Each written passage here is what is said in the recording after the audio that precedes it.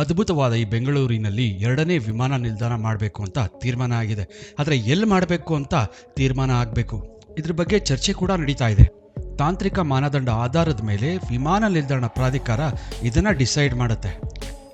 ಈ ಬಗ್ಗೆ ದೇವೇಗೌಡರು ಕೂಡ ಸೆಂಟ್ರಲ್ಲಿ ಪ್ರಸ್ತಾಪ ಮಾಡಿದರು.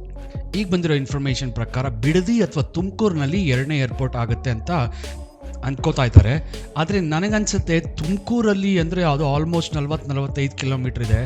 ಈಗಿರೋ ಕೆಂಪೇಗೌಡ ಇಂಟರ್ನ್ಯಾಷನಲ್ ಏರ್ಪೋರ್ಟ್ಗೆ ಹೋಗ್ಬೇಕಂದ್ರೇ ಎಷ್ಟೋ ಜನ ಬೈಕೊಂಡು ಹೋಗ್ತಾರೆ. ಯಾಕಂದರೆ ಬೆಂಗಳೂರಿಂದ ಇನ್ನೊಂದು ಊರಿಗೆ ಹೋದಂಗೆ ಹೋಗಬೇಕು. ಅಲ್ಲಿಂದ ಅದರಲ್ಲೂ ಮಧ್ಯರಾತ್ರಿ ಎಷ್ಟೋ ಜನ ಈ ಮಧ್ಯರಾತ್ರಿ ಫ್ಲೈಟ್ ಹತ್ತೋರಿಗೆ ತುಂಬಾ ತೊಂದರೆ ಆಗ್ತಾ ಇದೆ. ಹಾಗೆ ಎಷ್ಟೋ ಜನ ತಮ್ಮ ಅಸಮಾಧಾನವನ್ನು ಕೂಡ ತೋರಿಸ್ತಾ ಇದ್ದಾರೆ.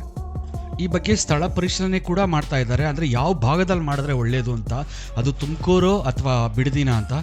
ಕಾರಣ ಯಾಕೆಂದರೆ ಪ್ರಯಾಣಿಕರ ಸಂಖ್ಯೆ ತುಂಬ ಜಾಸ್ತಿ ಆಗ್ತಿರೋದ್ರಿಂದ ಇನ್ನೊಂದು ವಿಮಾನ ನಿಲ್ದಾಣದ ಅವಶ್ಯಕತೆ ಇದೆ. ಎಲ್ಲಿ ಮಾಡಬೇಕು ಅನ್ನೋ ಈ ಒಂದು ಪ್ರಶ್ನೆಗೆ ಇಬ್ಬರ ಆಸಕ್ತಿ ಕೂಡ ಇದೆ. ಹಾಗಾದರೆ ಯಾರವರು ಬಿಡದಿನಲ್ಲಿ ಏರ್ಪೋರ್ಟ್ ಮಾಡಬೇಕು ಅಂತ DCM DK ಶಿವಕುಮಾರ್ ಅವರು ಇಷ್ಟಪಡ್ತಾ ಇದ್ದಾರೆ. ಅಂದರೆ ಬಿಡದಿಯಲ್ಲಿ ಮಾಡಿದ್ರೆ ಸೂಕ್ತ ಅನ್ನೋದು ಅವರ ಅಭಿಪ್ರಾಯ. ಹೀಗಾಗಿ ಹಲವಾರು ರೀಸನ್ಸ್ಗಳು ಕೂಡ ಅವರು ಕೊಡ್ತಾ ಇದ್ದಾರೆ. ಹೀಗಿರಬೇಕಾದ್ರೆ ಹೋಮ್ ಮಿನಿಸ್ಟರ್ ಆದಂಥ ಡಾಕ್ಟರ್ ಪರಮೇಶ್ವರ್ ಅವರು ತುಮಕೂರಿನಲ್ಲಿ ಆಗಬೇಕು ಅನ್ನೋ ಅವರ ಡಿಮ್ಯಾಂಡ್. ಅಂದರೆ ಅವ್ರ ಪ್ರಕಾರ ತುಮಕೂರಿನಲ್ಲಿ ಏರ್ಪೋರ್ಟ್ ಆದರೆ ತುಮಕೂರಲ್ಲಿರೋರು ಅಥವಾ ಆ ಭಾಗಕ್ಕೆ ಅನುಕೂಲ ಆಗುತ್ತೆ, ಅಷ್ಟಲ್ಲದೆ ಬೆಂಗಳೂರವ್ರಿಗೂ ಅನುಕೂಲ ಆಗುತ್ತೆ ಅಂತ. ಯಾರು ಎಲ್ಲೇ ಇಷ್ಟಪಟ್ಟರು ಫೈನಲಿ ಪ್ರಾಧಿಕಾರ ಇದೆಯಲ್ಲ ಅದು ಮಾನದಂಡದ ಆಧಾರದ ಮೇಲೆ ಡಿಸೈಡ್ ಮಾಡುತ್ತೆ.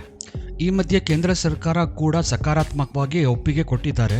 ಅಂದರೆ ಏನು ಅಂದರೆ ಈಗ ಕರ್ನಾಟಕ ಗೌರ್ಮೆಂಟು ಯಾವ ಜಾಗ ಅಂತ ಡಿಸೈಡ್ ಮಾಡಿ ಪ್ರಸ್ತಾಪನೆ ಮಾಡಬೇಕು, ಅಥವಾ ಅವರ ಒಂದು ಇಂಟ್ರೆಸ್ಟನ್ನು ಸೆಂಟ್ರಲ್ ಗೌರ್ಮೆಂಟ್ ಮುಂದೆ ಇಟ್ಟರೆ ಅವರು ಒಪ್ಪಿಗೆನ ಕೊಡ್ಬೋದಾ ಅಥವಾ ಏನು ಅಂತ ನೋಡ್ತಾರೆ.